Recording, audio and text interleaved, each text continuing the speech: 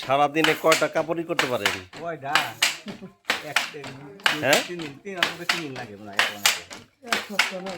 এটা কিন্তু নিখুঁত একটা কাজ। হ্যাঁ, কৌশল বুদ্ধি। আসসালামু আলাইকুম। এই মুহূর্তে আমরা দাঁড়িয়ে রয়েছি ঐতিহ্যবাহী টাঙ্গাইলের যে তাঁত শিল্প, সেই তাঁত শিল্প এলাকায় দাঁড়িয়ে রয়েছি। আপনারা জানেন নদীচর, খালবিল, গজারির বন, টাঙ্গাইলের শাড়ি তার গর্বের ধন।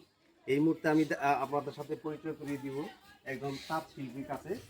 তিনি তার দীর্ঘদিনের অভিজ্ঞতা, তাদেরই পরিশ্রম, ঘাম ঝরানো পরিশ্রমের কারণে কিন্তু আমাদের টাঙ্গাইলের এই সুনাম সারা পৃথিবীতে ছড়িয়ে রয়েছে। আপনি কথা বলেন একটু আঙ্কেল। আসলে কতদিন যাবত অভিজ্ঞতা আমাদের এই এটা আপনার? টাঙ্গাইলের শাড়ি অনেক 30-35 বছর ধরে চলছে। এগুলা আসলে টাঙ্গাইলের ঐতিহ্য, এটা সবাই পছন্দ করে। এই পছন্দের কারণে আমরা এটা ভুলতে পারি না, এটা ছাড়তেও পারি না, আচ্ছা আচ্ছা, সেটাই আমরা ধরে রাখছি। জি জি, ধন্যবাদ। আর এটা টাঙ্গাইলের শাড়ি সম্পর্কে একটু তথ্য জানিয়ে দিই। সারা পৃথিবীব্যাপী এই টাঙ্গাইলের শাড়ির সুনাম, যশ, খ্যাতি ছড়িয়ে রয়েছে।